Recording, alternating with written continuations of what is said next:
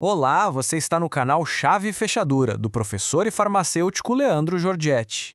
Hoje, a gente vai mergulhar em dois temas que são, olha, a espinha dorsal do planejamento em saúde pública aqui no Brasil. Epidemiologia e a famosa RENAME, a Relação Nacional de Medicamentos Essenciais. O nosso objetivo aqui é entender como essa ciência, que investiga as doenças nas populações, ajuda a construir a lista de medicamentos que o SUS oferece.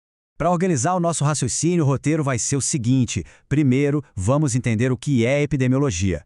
Depois, o que é a RENAME. Aí a gente conecta os dois, mostrando como os dados guiam as decisões. E por fim, vamos falar do papel fundamental do farmacêutico nisso tudo. Vamos lá?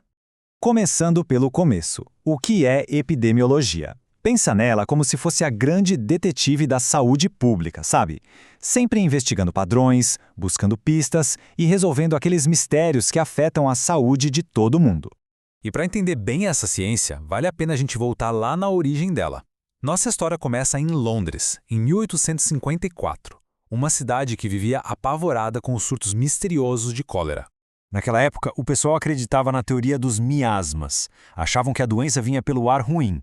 Mas um médico, chamado John Snow, desconfiou que a história era outra.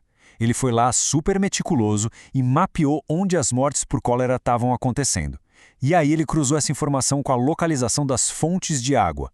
O padrão ficou claríssimo. Os surtos se concentravam ao redor de uma bomba d'água específica. E o que ele fez foi lá e tirou a alavanca da bomba, o surto parou, simples assim. O Snow provou que a cólera era transmitida pela água contaminada, e com isso ele praticamente fundou o método epidemiológico. O que o John Snow fez, na prática, foi aplicar a definição moderna de epidemiologia, o estudo de como as doenças se distribuem numa população e, mais importante, o que determina essa distribuição. Ele não só contou os casos, ele investigou a causa. E para fazer isso, a epidemiologia usa duas medidas essenciais. A prevalência é como uma fotografia. Ela mostra quantos casos de uma doença, tipo hipertensão, existem num momento específico. É um retrato da situação. Já a incidência é como um filme. Ela mostra quantos casos novos surgiram ao longo de um período. É a história da doença se desenrolando, sabe? Entender essa diferença é crucial para qualquer planejamento em saúde. Agora vamos virar a chave e falar da RENAME, a Relação Nacional de Medicamentos Essenciais. Uma boa forma de pensar nela é como a lista estratégica de ferramentas, de medicamentos, que o SUS usa para cuidar da saúde da população. E olha, a RENAME não é uma lista qualquer, não. Ela é o principal instrumento que orienta todo o planejamento, a seleção e a compra de medicamentos no SUS. A função dela é garantir que o sistema tenha acesso aos medicamentos mais importantes, sempre com base naqueles princípios que a gente conhece: universalidade, equidade e integralidade do cuidado. Para organizar essa oferta toda, a RENAME divide a assistência farmacêutica em três grandes componentes. O componente básico, que tem os medicamentos para atenção primária, aqueles que ficam lá nos postos de saúde. O estratégico, que foca em doenças de grande impacto, como HIV e tuberculose. E, por fim, o componente especializado, que cobre os tratamentos mais complexos e de alto custo. Bom, o perfil de saúde de uma população muda com o tempo, certo? E a RENAME precisa acompanhar isso.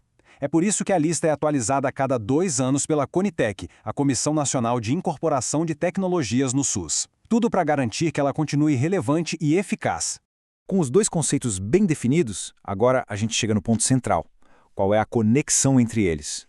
Como é que a epidemiologia, a nossa detetive, ajuda a construir essa lista tão estratégica de medicamentos do SUS? A pergunta-chave é exatamente essa.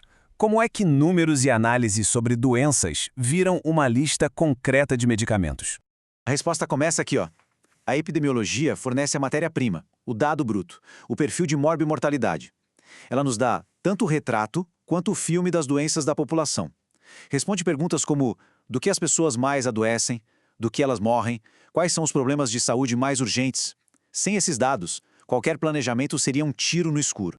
E o mais fascinante é ver como essa evidência se traduz em ação. A prevalência, lembra? A nossa fotografia da saúde é ela que ajuda a definir os medicamentos para doenças crônicas, lá no componente básico. Já a incidência, o filme, orienta a seleção para o componente estratégico, para combater as endemias. E a análise das diferenças regionais garante a equidade, ajustando a lista para as necessidades de cada lugar. O ponto crucial é esse: a epidemiologia transforma a seleção de medicamentos de um simples ato administrativo numa poderosa intervenção de saúde pública baseada em evidências.